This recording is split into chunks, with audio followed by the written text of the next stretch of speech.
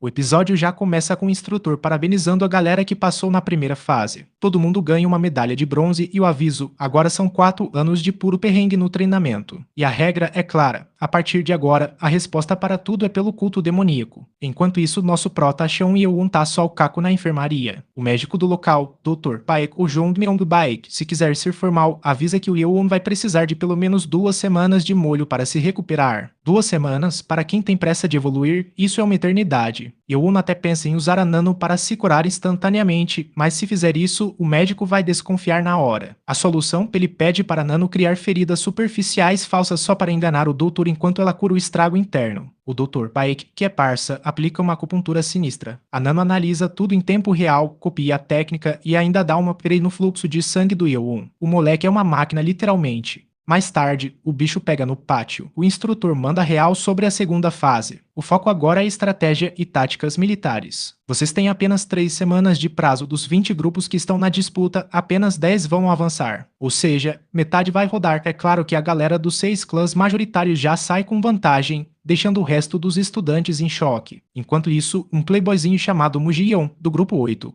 tenta dar uma despertinho com o professor Ipyon. Ele quer assumir a liderança do grupo e tenta queimar o filme do Yeon, dizendo que ele tá na enfermaria e só vai atrasar o time. Mas o professor não cai no papo dele e manda ele pastar. Mal sabe esse otário o que o Yeon tá preparando. A propósito, galera, o nome do prota é Seon-moon e ele também é chamado de Yeon. De volta à enfermaria, o sumido professor Subyang, o tutor do Yeon, invade o lugar de fininho na madruga. Ele avisa que só tem 2 semanas para treinar o Yeon antes que a segurança aperte. Subyang decide fazer uma parada insana, forçar a transferência de Ki para abrir os meridianos do Yeon. O processo dói de verdade, mas o Yeon não aguenta firme. É aí que a Nano faz um escaneamento e descobre algo bizarro. Os 14 meridianos principais do Yeon, incluindo os 8 extraordinários, já estão totalmente abertos e sem bloqueios. O corpo do moleque foi totalmente modificado pela Nano. Ele não é só um gênio, ele é um monstro. Com isso, ele vai conseguir dominar a energia interna em menos de uma semana. Para fechar o episódio com chave de ouro, a cena corta para os dormitórios dos novos alunos. Um dos novatos leva um soco daqueles de voar longe. O agressor é ninguém menos que Baekji, um membro de rank alto do clã Purikik. O cara já chega quebrando tudo e mandando o recado: a partir de hoje, eu sou o líder do grupo 12. Aqui dentro, só os fortes têm voz. E assim o clima esquenta para os próximos episódios. O capítulo já começa com Circe Open de boa no canto dele, mandando a real pro Seon-moon. Finalmente acabou, você ainda lembra da sua circulação de Ki? Enquanto isso, o nosso protagonista tava ali, suando frio e ofegante pra caramba, mas respondeu: sim, eu lembro de tudo. O Circe Open deu uma confortada, dizendo que sabia que as últimas 2 horas tinham sido dolorosas e sofridas,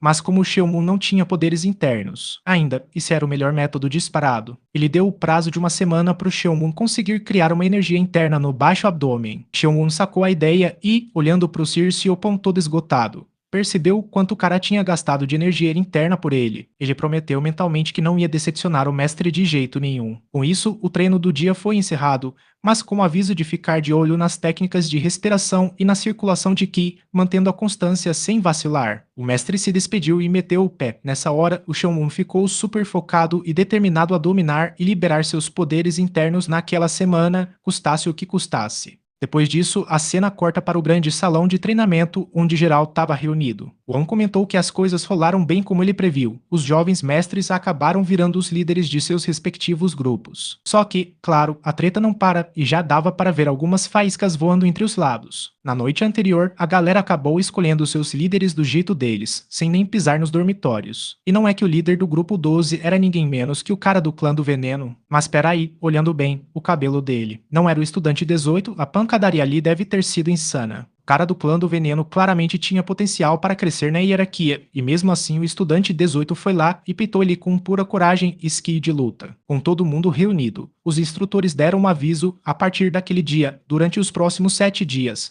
todo mundo deveria colar na frente do grande salão de assembleia logo cedo. Ali eles iam aprender toda a teoria de estratégia e tática. Depois do almoço, geral voltaria para treinar formação e outras paradas práticas. Quando o instrutor mandou um vocês entenderam, a galera do culto demoníaco respondeu num grito só, no maior pique. Em seguida, os 5 líderes da linha de frente foram chamados para dar um passo à frente, divididos por grupos. O cara do clã do veneno foi andando todo cabisbaixo, e o Baekji, do clã puro, não perdeu a chance de zoar. Você é um baita de um otário mesmo, né? Não acredito que um cara do clã do veneno virou líder do time de vocês. O Gion, o Baekji continuou provocando, dizendo que sem veneno o cara não era nada e que eles iam acabar virando capachos dos outros. O Mugion ficou espumando de raiva com o insulto, mandando um olhar mortal pro Baekji, prometendo mentalmente que faria ele engolir aquelas palavras e implorar de volta. Mais tarde, no dormitório dos estudantes, o estudante 3 foi falar com o médico Baek, agradecendo pelo treino de formação do dia. Ele aproveitou para perguntar do estudante 7 o Xiong'un. O médico revelou que o garoto passaria as próximas 2 semanas na enfermaria por conta dos ferimentos. 2 semanas, o estudante 3 ficou em choque, mas o médico confirmou que essa foi a ordem médica. Mesmo preocupado se isso ia atrapalhar o progresso dos treinos, e sabendo que o Xiong'un não tinha energia interna, o estudante 3 decidiu que iria até a enfermaria todos os dias para passar as lições. Para ele, depois disso, ele se despediu com um grito de pelo culto demoníaco, mas por dentro estava bem puto com a situação. Na sequência, vemos alguém invadindo o quarto do hospital na base da força, chutando a porta. Era o Mugion, um outro estudante tentou acalmar o cara, com medo de dar ruim. Mas o Mugion estava cego de ódio. 2 semanas? O que você tá falando? O outro tentou ponderar que a parada do médico podia ser real. Esse outro estudante era o Jang Yeon, do clã furtivo, o estudante 18. O Mugion achava que tudo não passava de uma ensinação do Xiong'un para se esquivar das paradas. Ficar no mesmo grupo que ele já estava deixando o Mugion maluco. O Jang Yeon então chamou ele de canto e sugeriu um plano maligno para resolver a parada. O médico explicou que os cortes do recém-chegado eram profundos e ele precisaria de uns 3 dias de repouso, menos que as 2 semanas do Xiong'un. O estudante avisou que precisava voltar para o treino e deixou o ferido estudante 23. Yobong sob os cuidados do médico antes de sair, lamentando a zica que estava rolando no grupo dele. À noite, o Yobong acordou de mansinho na enfermaria. Ele se levantou, foi até o painel onde ficavam as armas e pegou uma faca. Ele estava determinado a garantir que o Xiong'un não conseguisse mais andar, pensando que fazia aquilo pelo bem do grupo e pedindo desculpas mentais para não ser odiado. Ele se aproximou da cama do Xiong'un para cortar os tendões da perna dele, mas no segundo seguinte, tomou um choque de alta voltagem absurdo. A descarga foi tão violenta que o cabelo do cara ficou todo em pé. Xiong'un abriu os olhos devagar e mandou: "Eu já sabia que isso ia acontecer." O Yobong apagou e, quando acordou, se deu conta de que estava totalmente amarrado e preso na cama. Ele começou a desesperar, gritando por socorro. Xiong'un abriu a cortina calmamente e mandou um "E aí, mote careca?" O Yobong ficou sem entender nada de como tinha sido pego. Xiong'un explicou na maior frieza que o Yobong tentou atacar e acabou nocauteado, amarrado e jogado na cama. O Yobong tentou processar a parada, sem entender como um cara supostamente mega machucado fez aquilo, e ficou puto por ser chamado de careca. Foi aí que o Xiong'un meteu um espelho na cara dele. O Yobong estava completamente calvo por causa do choque elétrico. O cara começou a surtar com a perda do cabelo, mas tomou um tapão na cara do Xiong'un que fez ele apagar de novo. Um tempo depois, o Yobong acordou mais calmo, com a boca amordaçada. Xiong'un avisou para ele ficar quietinho se não quisesse mais problemas. Por dentro, o Yobong estava em choque, lembrando que no exame de entrada o Xiong'un parecia só um garoto indefeso, mas agora parecia um monstro assustador. Xiong'un começou a falar que já tinha sobrevivido a várias tentativas de assassinato parecidas, seja por veneno ou emboscadas de caras mandados por outros clãs. Ele pegou a faca, colocou bem perto do pescoço do Yobong e exigiu saber quem tinha dado a ordem para o ataque. Ele tirou a mordaça do Yobong, que tentou pagar de durão perguntando se o Xiong'un achava mesmo que ele ia abrir o bico. O Yobong ainda provocou, dizendo que pelas regras da academia o Xiong'un não podia matar ele, senão também rodaria. Xiong'un percebeu que a ameaça simples não ia funcionar e resolveu mudar a abordagem. "Ah, então você quer ser torturado para falar? Beleza." Ele entupiu a boca do Yobong com o pano de novo e saiu do quarto, voltando logo em seguida com um estojo de agulhas de acupuntura. O Yobong gelou na hora, sacando o perigo. Com um sorriso sádico no rosto, Xiong'un mandou ele relaxar e, sem dó nem piedade,